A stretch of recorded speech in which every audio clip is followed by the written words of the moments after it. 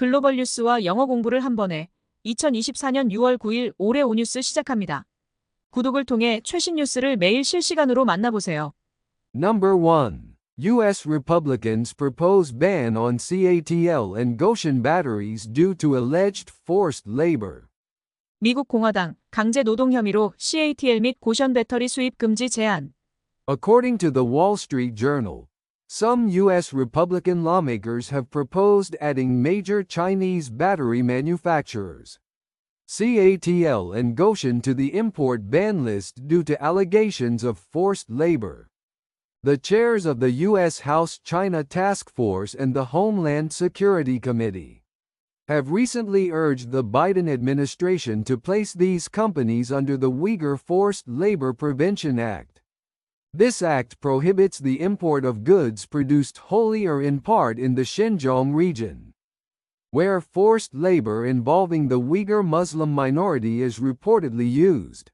CATL, the world's largest electric vehicle battery manufacturer, is a key supplier to Ford.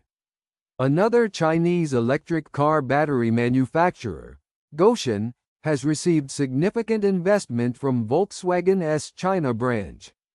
CATL has denied allegations of using or being involved with forced labor, describing them as completely false. Similarly, Goshen refuted the allegations, stating they are baseless and not true. 월스트리트 저널에 따르면 미국 공화당 일부 의원들은 중국의 주요 배터리 제조업체인 CATL과 고션을 수입 금지 명단에 추가해야 한다고 제안했습니다. 미국 하원 미중전략경쟁특별위원회의 위원장과 국토안보위원회의 위원장은 최근 바이든 행정부의 이들 기업을 위구르 강제노동 방지법 대상에 포함시킬 것을 촉구했습니다. 이 법은 신장 지역에서 생산된 상품의 미국 내 수입을 전면 금지하고 있습니다. 이 지역에서는 위구르 무슬림 소수민족을 대상으로 한 강제노동이 사용된다고 알려져 있습니다. 세계 최대 전기차 배터리 제조업체인 CATL은 포드의 주요 공급업체입니다. 또 다른 중국 전기차 배터리 제조업체인 고션은 폭스바겐 중국 지사로부터 대규모 투자를 받았습니다. CATL은 강제노동 사용 또는 관련이 있다는 주장을 완전히 거짓이라고 부인했고, 고션도 이 같은 의혹을 근거 없으며 사실이 아니다라고 강하게 부인했습니다. Useful idiom: completely false. 완전히 거짓. CATL has denied allegations of using or being involved with forced labor, describing them as completely false. CATL은 강제 노동을 사용했다거나 관련이 있다는 주장을 완전히 거짓이라고 부인했습니다. Number 2. NVIDIA CEO Jensen Huang's popularity soars in Taiwan amid Computex event. 컴퓨텍스 행사 중 대만에서 젠슨 황 NVIDIA CEO의 인기 급상승. NVIDIA CEO Jensen Huang's popularity has surged in Taiwan, particularly after a recent event at Computex 2024 where he was seen signing an autograph for a female fan. The scene, captured during the opening of Computex 2024 in Taiwan on June 4, went viral online, reported by South China Morning Post and other outlets. Surrounded by fans, Huang hesitated but ultimately signed a woman's tank top after she insisted, expressing uncertainty about whether it was a good idea. The event elicited cheers and laughter from the crowd, with one netizen joking that the tank top could sell for $500,000. However, some criticized the act, calling it an unflattering moment for an older male CEO. The woman later shared on Instagram that she had a thrilling day, having shaken hands with the father of AI and received autographs on her clothing and phone case. Born in Taiwan and a dual citizen of Taiwan and the USA, Huang's company NVIDIA has seen its shares soar to a market cap of $3 trillion. Contending for the second highest market cap position alongside Apple. NVIDIA의 CEO 젠슨 황의 대만에서의 인기가 최근 컴퓨텍스 2024 행사에서 여성 팬에게 사인하는 모습이 포착되면서 급상승하고 있습니다. 홍콩 사우스 차이나 모닝 포스트 등 외신 보도에 따르면 6월 4일 대만에서 열린 컴퓨텍스 2024 개막식에서 이 장면이 온라인에서 화제가 되었습니다. 황 CEO는 주저하면서도 결국 여성 팬의 요청에 따라 탱크톱에 사인을 해주었는데 이것이 좋은 생각인지 확신할 수 없다고 표현했습니다. 현장에서는 환호와 웃음이 터져나왔으므로 한 네티즌은 해당 탱크톱이 50만 달러에 팔릴 것이라고 농담했습니다. 그러나 일부는 이 행동을 나이 많은 남성 CEO에게 어울리지 않는 모습으로 비판했습니다. 해당 여성은 인스타그램을 통해 AI의 대부와 악수를 하고 그의 사인을 받은 옷과 전화 케이스를 자랑하며 흥분된 하루였다고 밝혔습니다. 대만 출신이자 미국과 대만의 이중 국적자인 황은 그의 회사 NVIDIA가 시가총액 3조 달러에 이르며 애플과 2위 자리를 놓고 경쟁 중입니다. Useful idiom and unflattering moment. 어울리지 않는 순간. However, some criticized the act, calling it an unflattering moment for an older male CEO.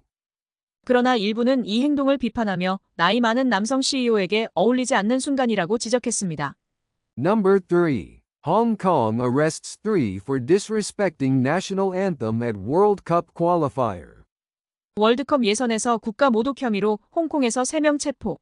In Hong Kong, 3 individuals were arrested for turning their backs on the Chinese national anthem during the 2026 World Cup Soccer Asian qualifiers. The incident occurred at the Hong Kong Stadium before a match between Hong Kong and Iran, as reported by the Hong Kong Free Press. The suspects, aged between 18 and 31, were later released on bail but are required to report back to the police on the 12th. Under the national anthem law, public and intentional disrespect can lead to fines up to 50,000 Hong Kong dollars and 3 years of imprisonment. The crackdown reflects China's tightening grip on Hong Kong, especially following the enactment of the Hong Kong National Security Law in June 2020. The national anthem of Hong Kong, designated as the March of the Volunteers, has been a contentious symbol amidst pro-democracy protests. Recently, a performance artist was detained for writing 8,964 in the air, symbolizing the date of the Tiananmen Square crackdown. 홍콩에서 2026 월드컵 축구 아시아 예선전 중 중국 국가가 연주될 때 등을 돌린 혐의로 3명이 체포됐습니다.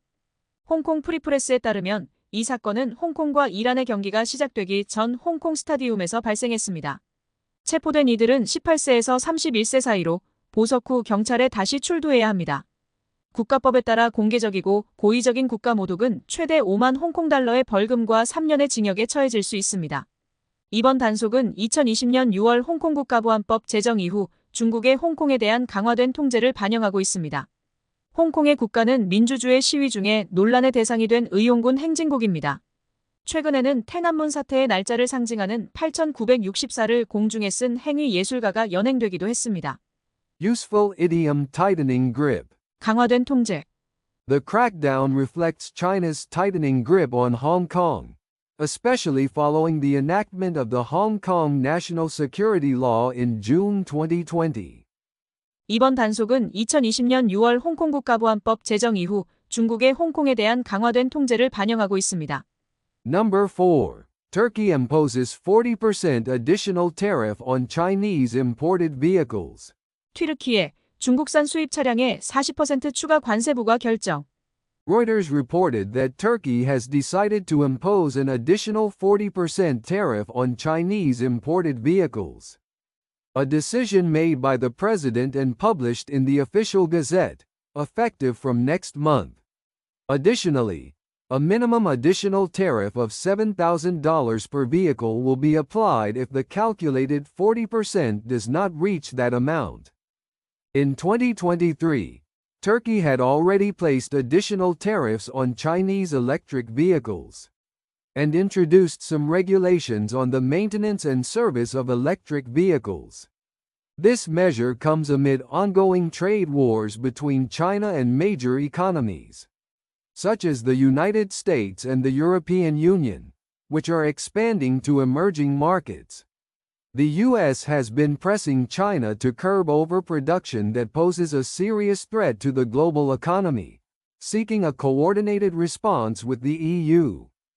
The Biden administration announced last month a tariff increase on $18 billion worth of Chinese imports, including steel, aluminum, semiconductors, electric vehicles, and solar panels. The European Commission has also indicated high tariffs on Chinese electric vehicles as part of anti-subsidy measures. 로이터 통신에 따르면 튀르키예가 중국산 수입 차량에 40%의 추가 관세를 부과하기로 결정했습니다. 이 결정은 대통령에 의해 내려진 것으로 다음 달부터 시행될 예정입니다. 또한 계산된 40%가 7,000달러에 미치지 않을 경우 차량당 최소 7,000달러의 추가 관세가 적용됩니다. 이미 2023년에 중국산 전기차에 추가 관세를 부과하고 전기차 유지보수 및 서비스에 관한 일부 규제를 도입한 튀르키예입니다. 이 조치는 중국과 미국, 유럽연합과 같은 주요 경제국가들 간의 무역전쟁이 신흥시장으로 확대되는 가운데 나왔습니다. 조 바이든 대통령이 이끄는 미국 행정부는 지난달 철강, 알루미늄, 반도체, 전기차, 태양광 패널 등 중국산 수입품 180억 달러에 대한 관세 인상을 발표했습니다. 또한 유럽집행위원회도 반보조금 차원에서 중국산 전기자동차에 대한 고율 관세 부과를 예고하고 있습니다. Useful idiom coordinated response. 공동 대응. The U.S. has been pressing China to curb overproduction that poses a serious threat to the global economy, seeking a coordinated response with the EU.